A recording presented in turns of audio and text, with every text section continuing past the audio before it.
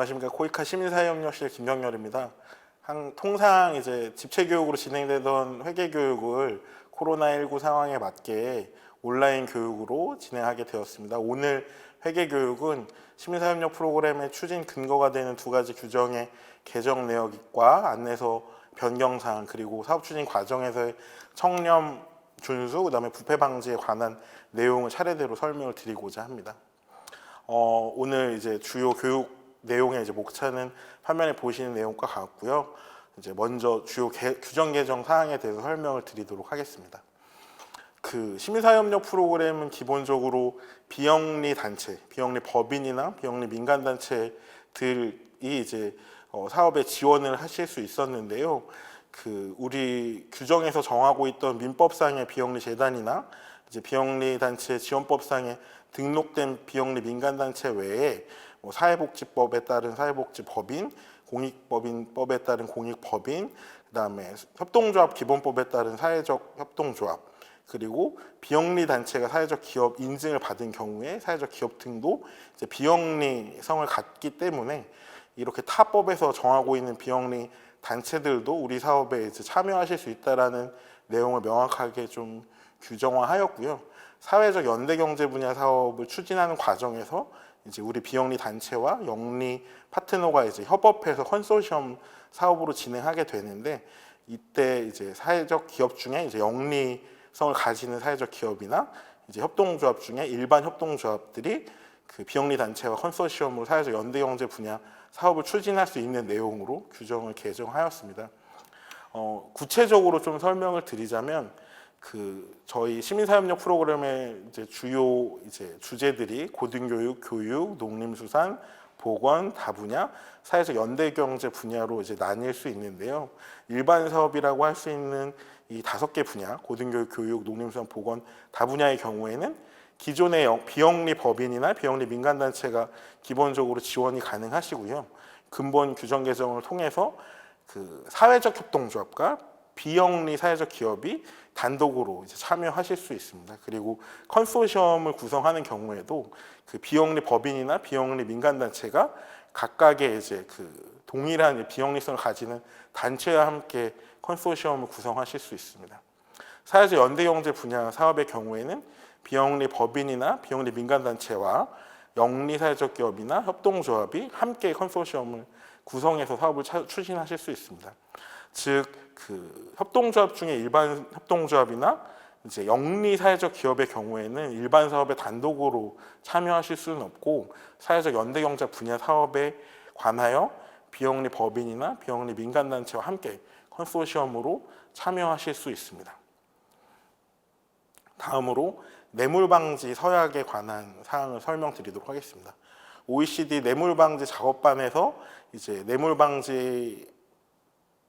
방지를 위해 필요한 사항들을 좀 정했고, 이 관련 내용들을 ODA 사업을 추진하는 단체와 계약을 체결하거나 약정을 체결할 때 반드시 반영하도록 이제 권고하고 있습니다. 원래는 이제 제안서 제출 당시부터 우리 단체가 제안하는 기관이 우리는 뇌물 방지와 관련 뇌물 제공이나 뇌물 혐의와 관련된 처벌을 받은 사항이 없다라는 것들을 확인하는 서약서를 먼저 제출하는 게 원칙이긴 한데, 저희가 이걸 규정 개정하는 과정에서 반영을 했기 때문에 21년도 사업 참여하시는 제안 기관들은 제안서 제출 당시에 이 내용을 제출하실 필요는 없으나, 이제 최종 사업이 선정되시고 약정 체결하실 경우에 파트너 기관이 대표자 명의로 반부패 선언서를 이제 제출하시도록 하고 있습니다. 이 반부패 선언서는 표준 양식이 정해져 있고요. 민간협력 사업 규정에 별지로 이제 포함시켜 놓았습니다. 그리고 해외의 뇌물 범죄, 그리고 국내에도 마찬가지고요. 뇌물 범죄에 관련돼서 유죄 판결을 받은 사례가 없다라는 것을 서약하시는 내용이 이제 주된 내용이 될 것이고요. 이 뇌물과 관련된 범죄 사실이 있음에도 불구하고 제안을 하시거나 약정 체결이 된 경우에는 이 사실이 밝혀지는 경우 약정 해지한다든지 참여 제한 등의 이제 주의가 부과될 수가 있을 것 같습니다. 그리고 환경사회 인권 영향 스크리닝 체크리스트를 저희가 이제 개발을 해서 반영을 하도록 했는데요. 배경으로는 이제 코이카의 인권 기반 윤리 경영 그리고 국제개발협력 분야의 정부 시민사회 파트너십 기본정책 세부 이행과제 추진 계기 이제 인권에 대한 사업 추진 내역의 인권을 보호하고 환경이나 사회적으로 문제가 발생하지 않도록 하는 체크리스트를 이제 만드는 것을 이제 배경으로 하고 있습니다. 우리 사업을 제안하시고 기획하시고 발굴하시는 과정에서 우리 파트너 기관들이 기본적인 인권 기반의 사업 추진을 이제 진행하시게 되는데 그때 이 체크리스트를 좀 적극적으로 활용하실 수 있을 것 같고요.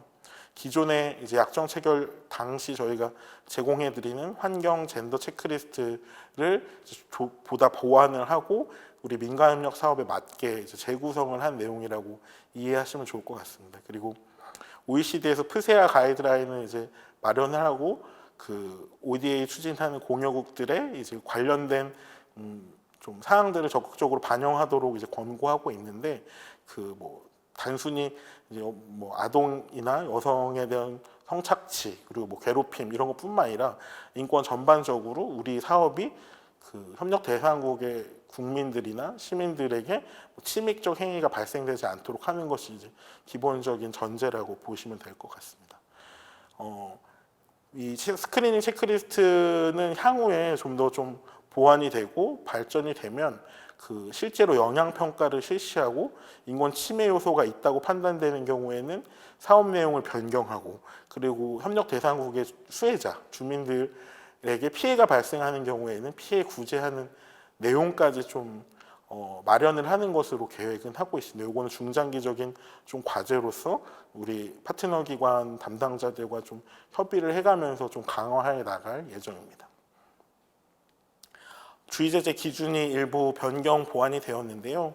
그 코이카 분담금 지급 요건이자 제재 부과 기준이 되는 산출물 지표 90% 달성 요건이 이제 파트너 기관과 코이카 간에 조금 이제 상이한 좀 견해가 있었습니다. 그러니까 전체 산출물 지표로 볼 것이냐 아니면 개별 산출물 지표의 달성 여부를 볼 것인가 좀 이견이 있었는데요. 좀 이것을 명확화하는 취지에서 개별 산출물이 90% 이상 달성되는 것을 요건으로 했고 하나의 지표라도 90% 이상을 달성하지 못한 경우에는 주의가 부과되는 내용으로 좀 변경이 되었습니다.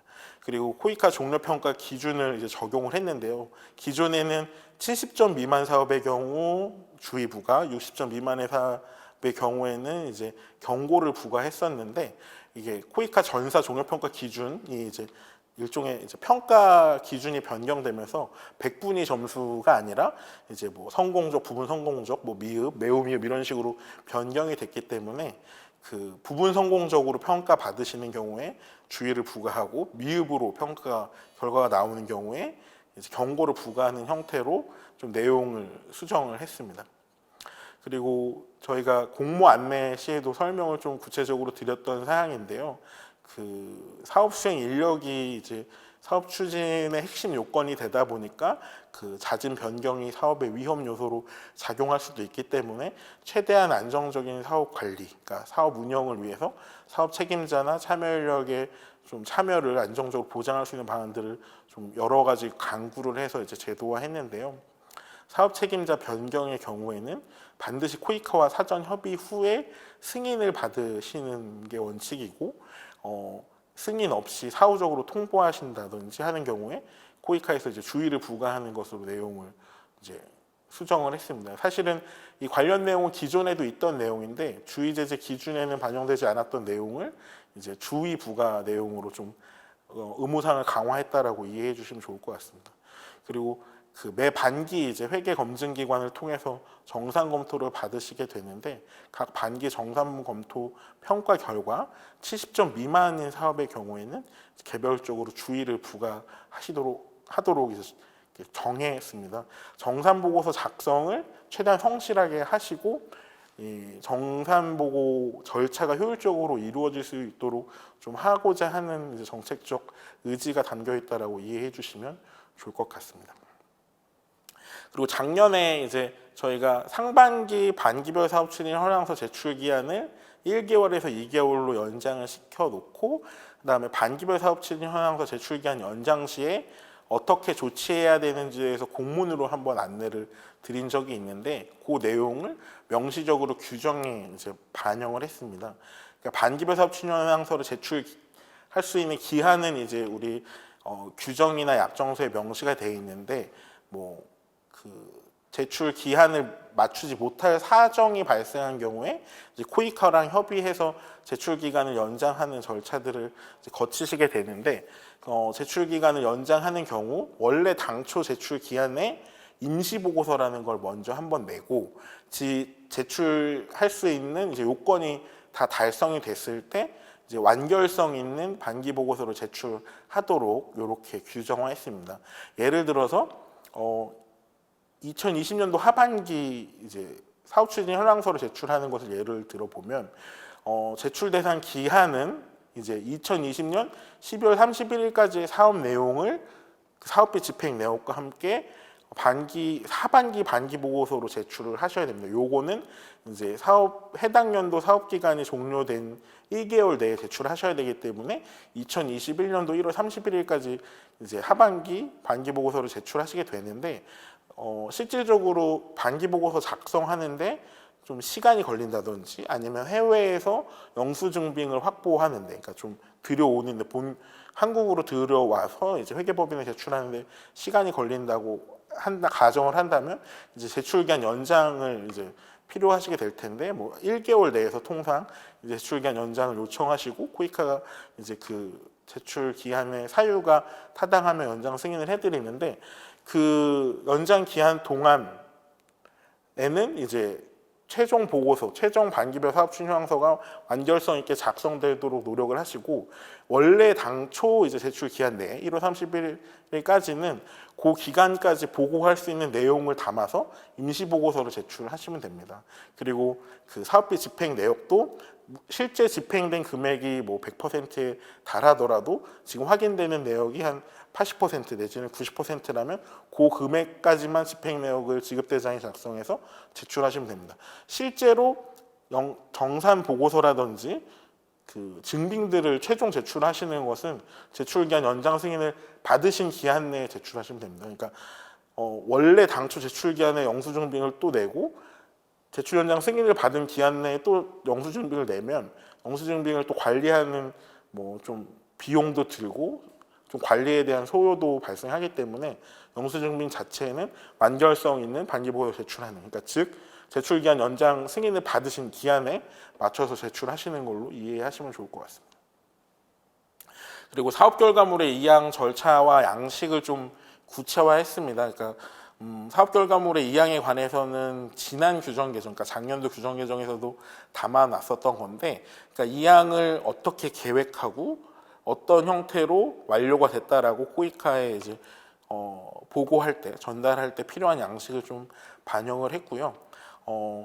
시기는 그러니까 3차년도 사업의 경우에는 3년차 사업의 1차 반기 보고서 제출 시에 이양 계획서를 이제 제출하고 사무소에 기본적으로 이 제출 이양 계획에 대해서 승인을 받으신 이후에 약정이행 결과 보고서, 그러니까 3차년도 종료하고 45일 이내에 제출하는 약정이행 결과 보고서 제출 시에 이양 결과 보고도 함께 제출하는 것이 원칙입니다.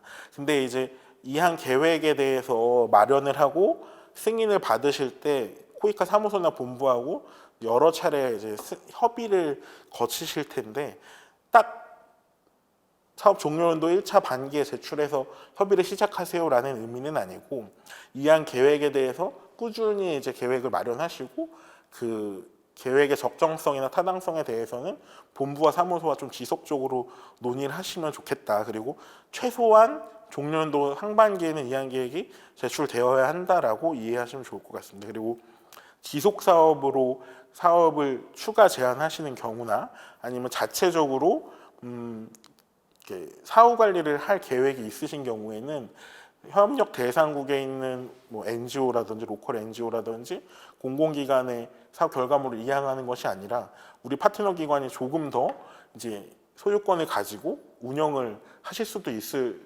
텐데요.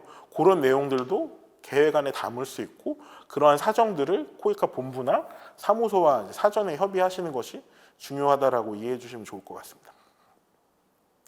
그리고 사업 계획의 변경에 관한 사항인데요. 잘 아시다시피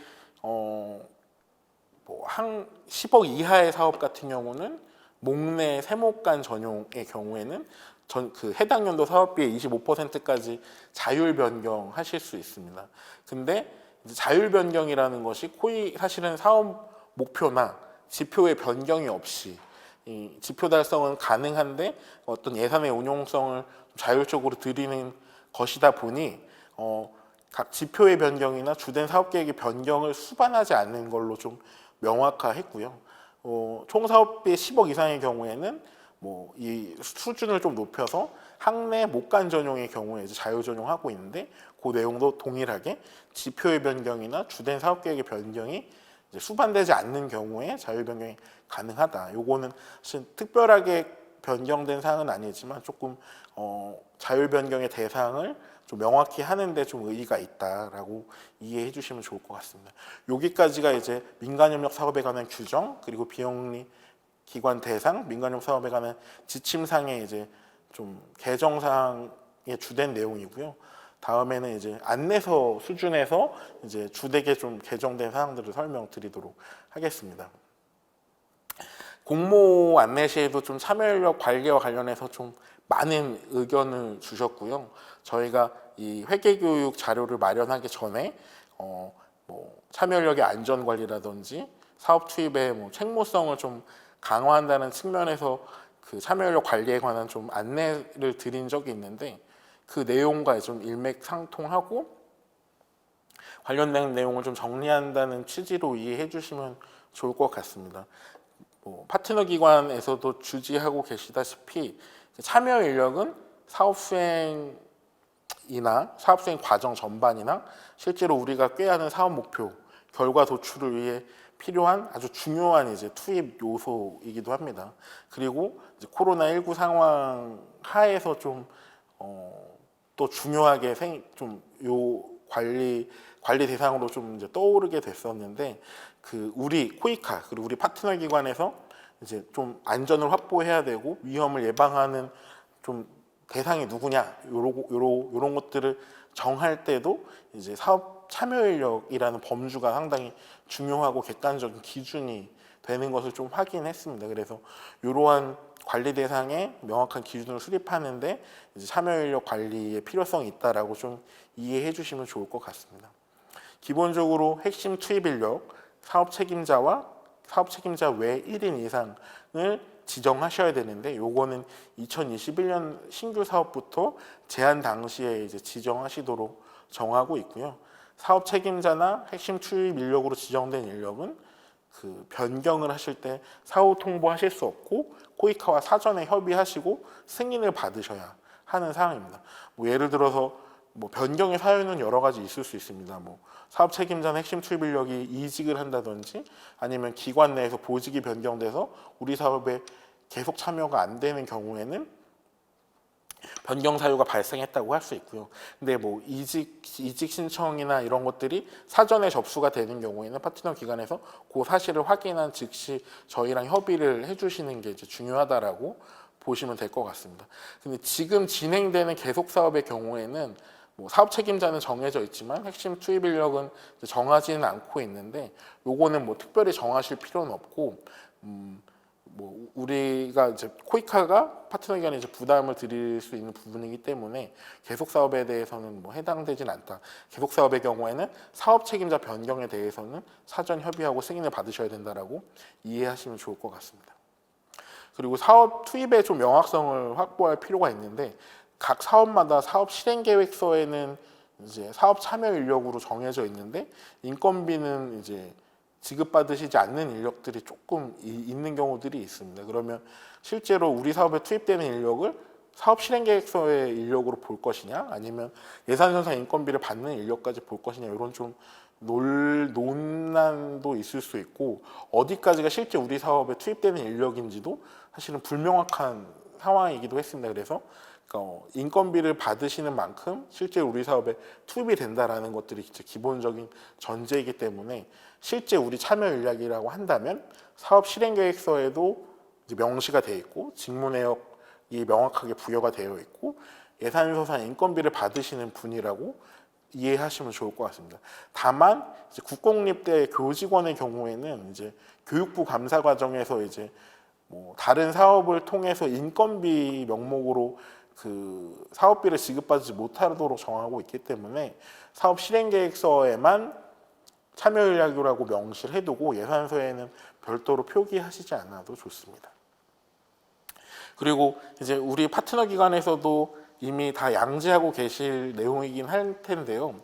저희 그 시민사회협력 프로그램에 하시는 경우에 인건비를 저희가 뭐 단가 기준을 정해서 이렇게 강제하거나 이제 특별히 부여하고 있는 기준은 없습니다. 근데 이제 각 파트너 기관의 내규나 이제 기관과 그 우리 사업 책임 참여 인력 간의 뭐 이제 고용 계약의 내용에 따라서 인건비 단가를 정하도록 하고 있는데 그 어떤 특정한 기관에서 여러 개의 사업을 수행하는 경우 시민사회협력 프로그램만 여러 개 진행할 수도 있고 뭐 기금 사업이나 인도적 지원 민간인력 사업을 진행할 수도 있고 IBS 사업에 참여할 수도 있습니다. 근데 이러한 경우에 이제 각 사업마다 사실은 인건비 기준은 동일하게 가져가는 게 맞거든요. 왜냐하면 그 기관과 그 참여인력 간의 고용계약이 뭐 별도로 정해져 있지는 않을 테니까 그 단가는 동일하게 가져가는 게 맞는데 참여율을 조정하기 위해서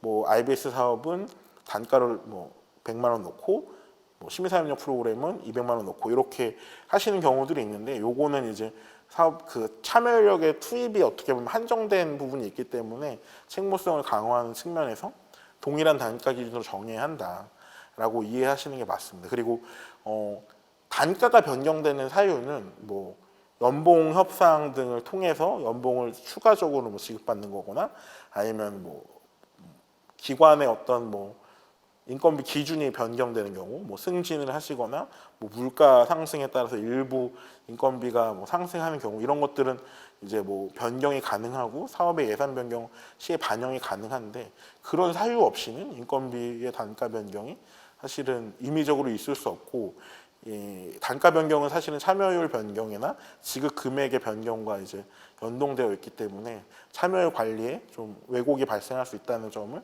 좀 고려해 주시면 좋을 것 같습니다. 그리고 안내서에 저희가 인건비 편성을 하실 때 3개월 이상 투입 계획이 있는 뭐 일용직 뭐 근무 근로자라든지 보조 인력의 경우에는 이제 뭐 인건비로 편성해라 이렇게 해놨는데 이게 3개월 이상만 투입해라 뭐 내지는 3개월 뭐 미만은 투입하면 안 되는 거냐 뭐 이런 얘기들이 좀 혼란이 있으신 것 같아요. 근데 3개월 이상 인력을 투입한다는 계획이 있다라는 거는 좀 계속 사업 수행의 가능성이 있다라는 거고, 요거는 사실은 뭐 단기적으로 내지는 어떤 특정한 활동이 한정적으로 활용된다라고 좀 보기는 어렵기 때문에 인건비에 아예 포션을 잡고 인건비 비율에 좀 책정이 되도록 이제 가이드를 드린 겁니다. 그래서 뭐 단순히 어떤 개별 액티비티 수행을 위해서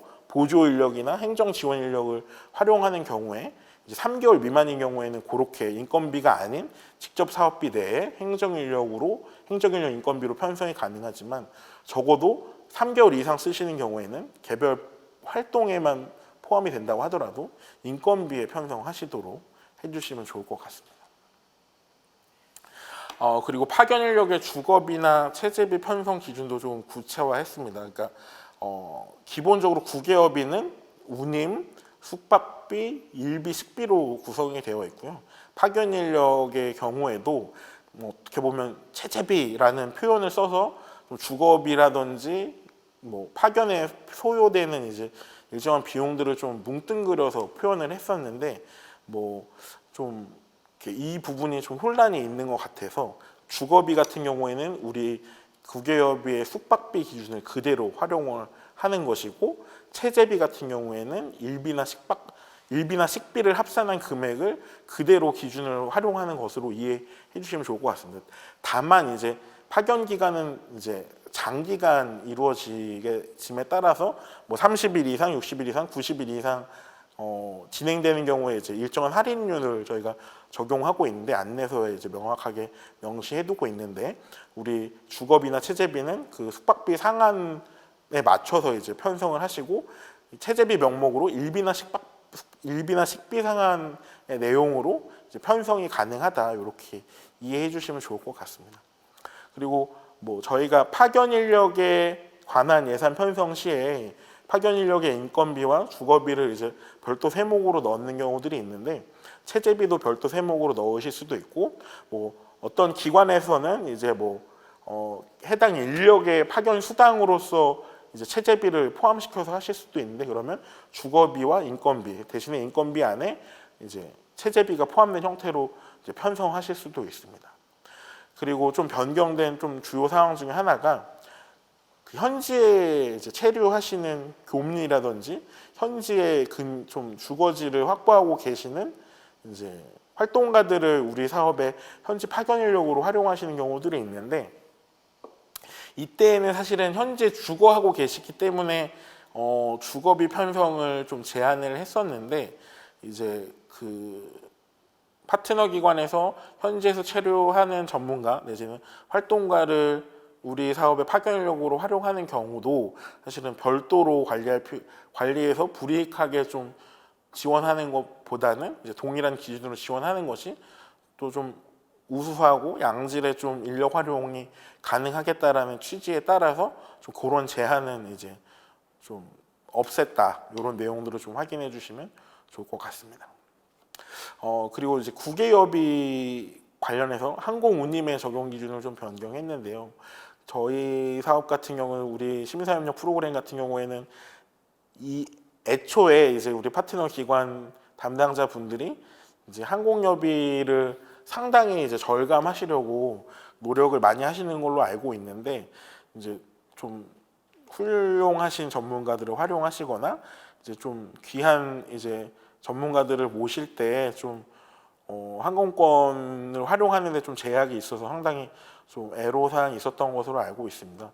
그래서 좀 우리 장애인 그 그러니까 항공권을 활용해서 이제 출장을 가시는 분이 장애인이신 경우에만 이제 비즈니스급 항공권을 구매하실 수 있었는데 그 외에도 이제 순수 비행 시간이 9시간을 초과하는 구간에 대해서는 1급 전문가에 한해서 이제 항공 운임을 비즈니스급으로 구매가 가능하시고요.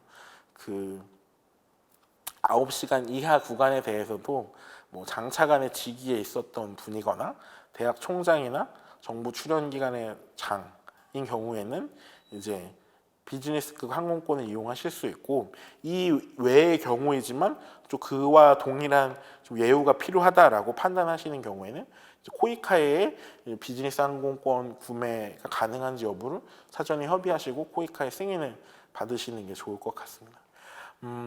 그리고 저희가 이건 안내서 상에 규정은 해놓지 않고 Q&A를 통해서 좀 설명을 드렸던 내용인데 뭐 우리가 예를 들어서 뭐 캄보디아 출장을 가는데 캄보디아 출장을 수행한 이후에 베트남에 들러서 뭐 자체 사업의 내용을 모니터링하고 오시는 우리 파트너 기관 담당자들도 사실은 있었고 좀 그렇게 업무를 처리하는 게 효율적이어서 이제 제3국 경유하는 사례들이 일부 있었고 그럴 경우에 이제 왕복운임 원래 캄보디아 왕복운임을 넘어서지 않는 항공운임과 그 다음에 캄보디아 외 출장 일정에 대한 일비식비 숙박비는 사업비 외로 지급 처리하는 것으로 이제 안내를 했었는데요. 이런 거를 이제 좀 공식화해서 그 이제 제3국을 경유한다든지 아니면 뭐 캄보디아 내에서 코이카 시민사협력 프로그램 사업 말고 별도 사업장을 들리셔서 추가 체류가 필요한 경우에는 관련 일정을 저희 쪽에 좀 통보를 하시고 관련된 이제 일정으로 출장을 진행해도 되는지에 대해서 이제 승인을 받으신 이후에 이제 출장 일정, 모니터링 출장이나 이런 것들 진행하시는 것으로 이제 규정이 변경됐다라고 이해하시면 좋을 것 같습니다.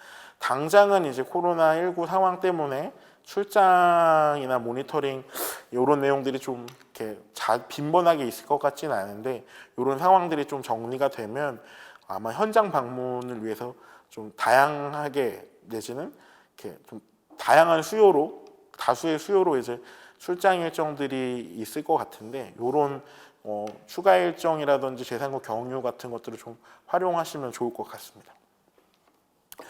국외 여비 같은 경우에 저희가 또 운임, 그다음에 여비, 그러니까 숙박비, 식비, 일비 외에도 준비금이라는 항목을 이제 마련을 했었는데 준비금에는 뭐 비자 발급 비용이라든지 예방 접종 비용, 그다음에 뭐 여행자 보험이라든지 의료 안전 보험, 지금은 인터내셔널 SOS를 저희가 사용하도록 권고하고 있는데 이런 것들로 집행 가능하도록 이제 준비금을 편성하시도록 안내를 했는데요.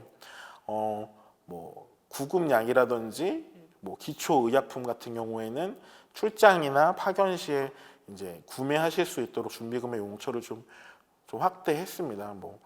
이렇게 실제로 출장을 가시거나 파견을 하실 때 이렇게 소지할 수 있는 의약품이 그렇게 많지는 않을 수는 있는데 우리가 동남아시아 특히 이제 협력 대상국이 많은 동남아시아 같은데 이제 출장 가실 때 모기 기피제라든지 중요한 이제 좀 구급 약품 같은 경우는 이제 준비금으로 좀 구매를 하셔서 가실 수 있도록 좀 이제 작은 부분이지만 개선을 했다라고 이해해 주시면 좋을 것 같습니다. 그리고 그 현지 법령에 따른 영수증빙 사본 제출을 작년까지는 저희가 반기 보고서 제출 안내 공문을 이제 통보 드릴 때 이제 공문으로 안내를 드렸었는데 요거를 안내서에 아예 명확하게 규정을 담아서 지금 현재 26개 국가에 대해서는 현지에서 그 영수증을 보관해야 되는 현지 법령을 이유로 이제 회계법인에 제출하는 영수증은 사본으로 제출하도록 이제 명시를 했고요. 예전에는 이제 영수증빙마다 이제 원본 대조 필 도장을 찍고 파트너 기관에 이제 직인을 또 찍으셨어요. 그러면 증빙이 1000장 정도 되면 1000장을 또 복사하고 도장을 이제 또 1000번을 찍는 두 번 찍는 거죠. 원본 대조필 도장이랑 기관 직인을 찍어야 되니까 그러니까 2000번 도장을 찍는 이런 굉장히 좀 비효율적인 상황들이 있었는데 이런 것들은 불효하고 영수증 사본만